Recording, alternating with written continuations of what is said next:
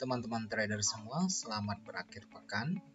Pada hari ini Sabtu pagi saya membuat suatu video dengan topik posisi yang bisa ditahan dan posisi yang memang harus keluar. Nah, teman-teman semua, di dalam bertransaksi kadang-kadang sebagian kita ada yang bingung kapan saatnya harus keluar dari pasar, kapan suatu posisi untung itu harus ditahan, dan kapan harus keluar dalam kondisi rugi. Nah, ini kadang-kadang menjadi dilema karena ketika ada posisi yang untung, sering orang berharap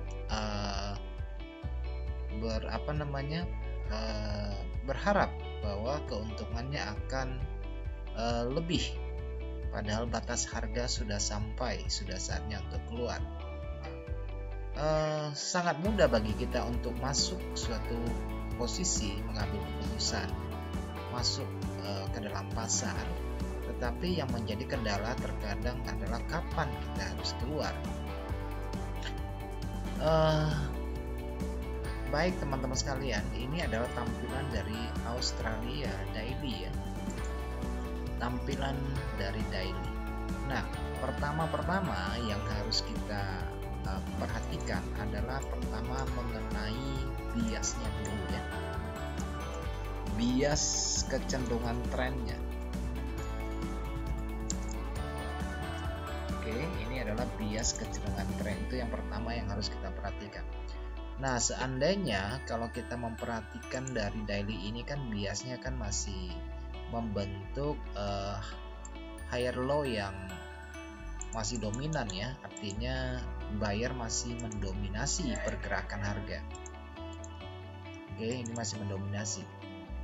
Namun selain daripada bias, kita juga harus membuat level-level tingkat harga dukungan, support maupun tahanan pada resisten seperti ini.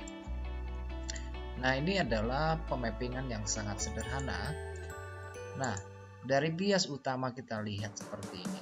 Nah, dalam tampilan Aussie kita melihat harga sudah membentuk. Di sini ada double top di sini. Kemudian kalau teman-teman perhatikan di 4 jam ada satu level harga low di sini yang sudah di breakout. Ini adalah low 4 jam ya. Kalau saya membuat pembatas waktu, ini adalah low 4 jam atau low pada hari Kamis yang dia breakout. Jadi di sini strukturnya pada 4 jam itu sudah di breakout. Hal yang sama terjadi pada di sini. Ini adalah low 4 jam yang dia breakout.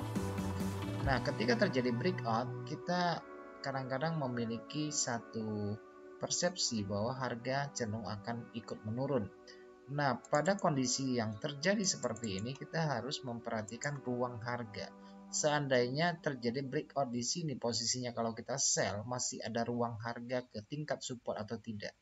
Kalau masih ada dan tidak terlalu besar range-nya, range reward-nya dibandingkan dengan risiko yang kita terima, sebaiknya tidak usah entry. Kalau berdasarkan pada breakout tetapi masih memiliki range untuk bergerak, itu boleh entry.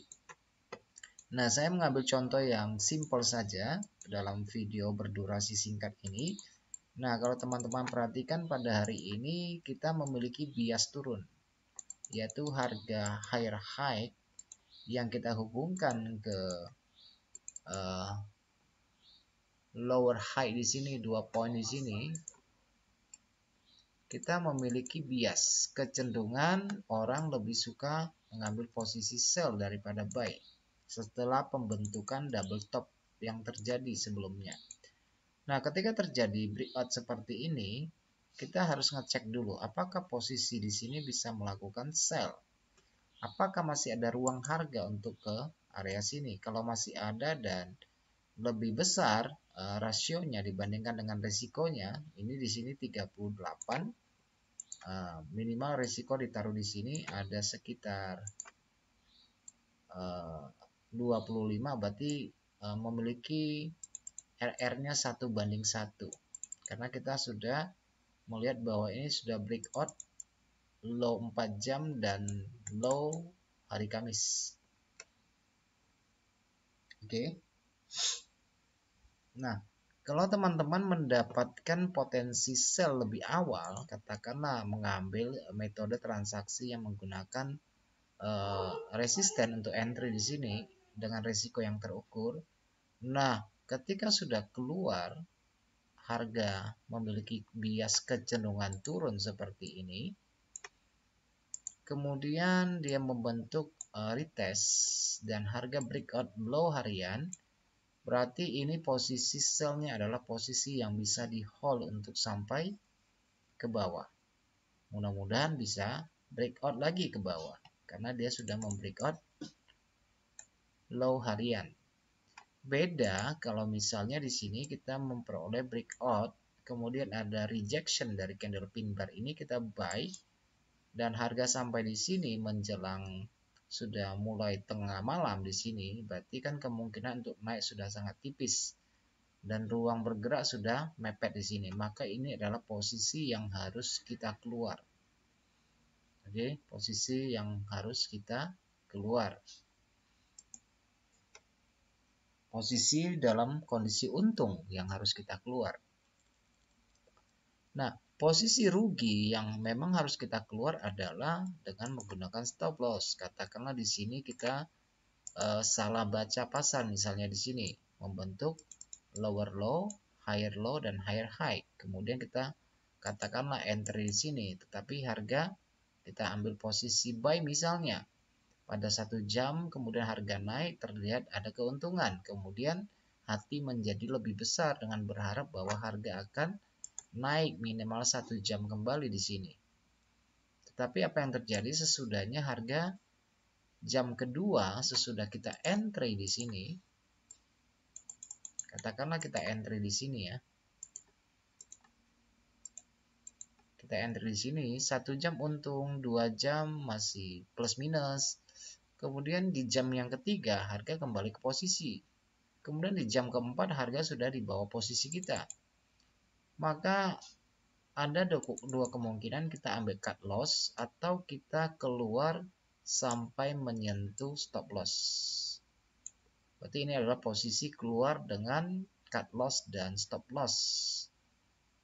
Oke, jadi sampai di sini tidak usah berharap lagi karena harga sudah terjun ke bawah, melewati minimal dia akan membentuk 2 gelombang turun. Nah, teman-teman kalau mengambil posisi sell di sini bisa mengukur power dari candle bias turun ini dengan menggunakan alat bantu Fibonacci retracement. Di sini satu gelombang turun pertama ini diukur kira-kira jatuhnya di sekitar 161 atau di level 200 untuk targetnya.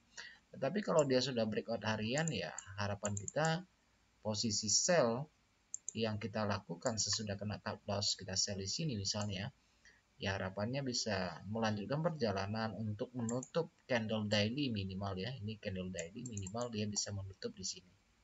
Itu sebuah harapan. Tapi sebaiknya diamankan dulu posisi sellnya yang kita lakukan di sini. Oke, ini adalah posisi yang harus keluar, posisi yang tidak harus keluar. Oke, terima kasih buat teman-teman. Kiranya video ini bisa menambah wawasan kita dalam bertransaksi untuk berpikir lebih bijaksana dalam mengambil keputusan. Oke, terima kasih supaya bermanfaat video yang singkat ini. Sampai jumpa pada video update mendatang.